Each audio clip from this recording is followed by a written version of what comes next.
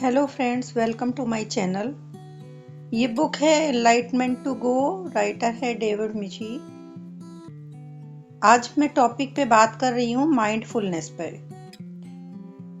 Mindfulness is the founding practice of spiritual transformation. Mindfulness वो basis है जिससे हमें इफेक्टिव पॉजिटिव चेंज होते हैं।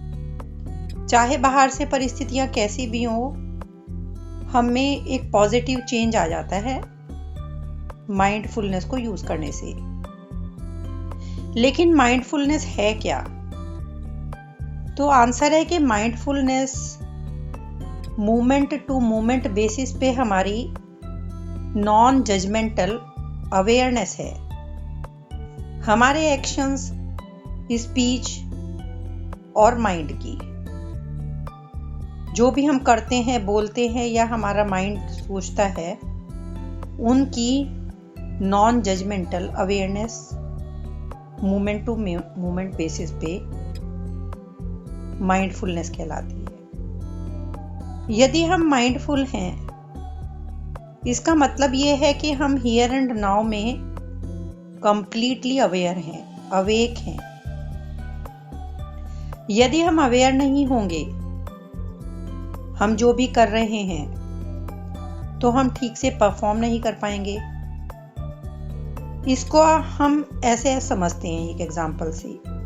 जैसे सपोज आप एक कैफे में जाके अपनी फेवरेट कॉफ़ी, कैपुचिनो या एक्सप्रेसो या लाटे ऑर्डर करते हैं।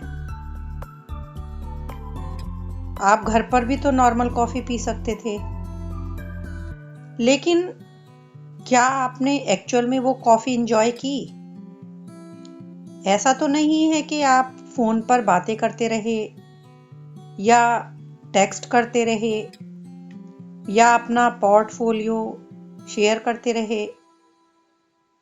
आपने अपनी टेस्ट बड्स को पूरा कॉफी का एंजॉय करने से डिप्राइव कर दिया।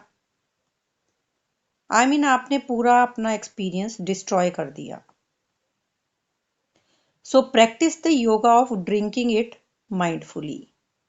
मीन्स जितना आपका ध्यान कॉफी पर होगा, the taste as it runs over your tongue, warm sensation होगी। मेक श्योर कीजिए कि आप उसका पूरा पैसा वसूल करें।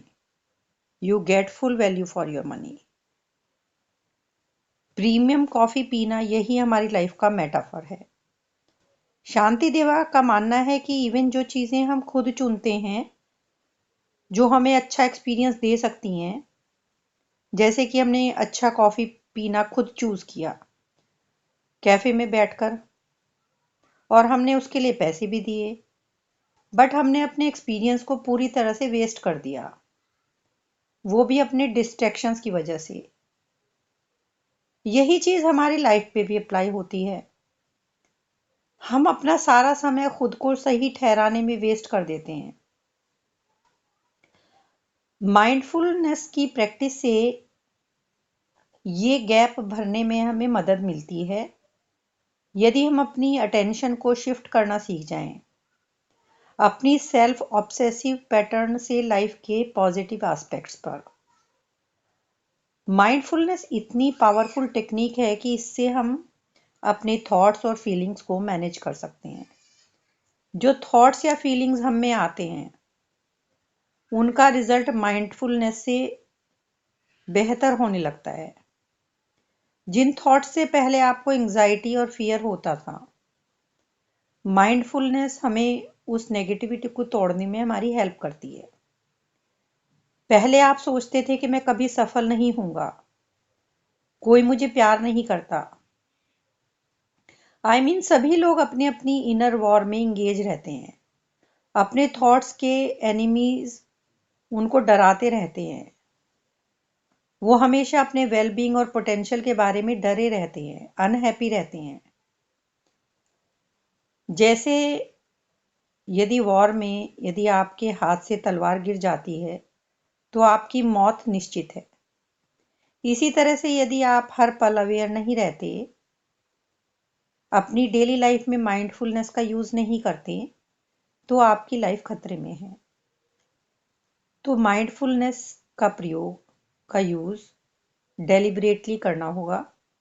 जैसे एनिमी आपको मार गिराना चाहता है, आपकी लाइफ में आपके थॉट्स और फीलिंग्स यदि गार्डेड नहीं होंगे, उनको आप प्रोटेक्ट नहीं करेंगे, तो आपके एनिमी अपना काम कर जाएंगे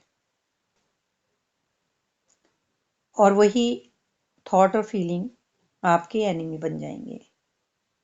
बुद्धा ने कहा था कि नेगेटिव थॉट से नेगेटिव फीलिंग आएगी, और ये कब आपकी आदत या हैबिट बन गई ये आपको पता भी नहीं चलेगा। तो नेगेटिव थॉट्स के टुवर्ड्स अवेयर रहना होगा। जैसे पॉइजन फैल जाता है पूरी बॉडी में और ये हमें ख़त्म कर देता है। Same is the case with attachment, desire, anger, hatred और इग्नोरेंस। ये पॉइजन की तरह से हैं, ये हमारे अनहैप्पीनेस का कारण है। इनका थोड़ा सा भी पोर्शन हमें मार गिराने में कामयाब हो सकता है। इसी तरह से एक छोटा सा गलत विचार हमारे माइंड में घुसकर हमें नेगेटिव बना सकता है।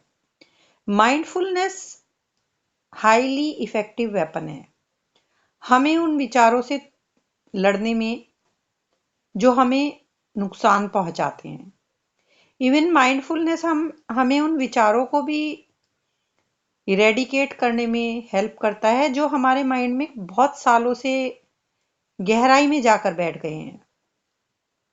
वी सिस्टमैटिकली एलिमिनेट नेगेटिव और माइंडलेस मेंटल एक्टिविटी। शुरू शुरू में ये प्रैक्टिस थोड़ी रियलिस्टिक नहीं लगेगी, ये आपको डेलिब्रेटली करनी होगी, लेकिन धीरे धीरे ये स्पॉन्टेनियस बन जाएगी। The mask becomes the person, our entire experience of reality begins to shift, और हम धीरे धीरे इसको करना सीख जाएंगे। नेक्स्ट एपिसोड में मैं आपको बताऊंगी कि जेलेसी कैसे हमारे माइंड को ट्रैप कर लेती है, उससे दूर रहना क्यों ज़रूरी है और डिल्यूजन्स क्या हैं।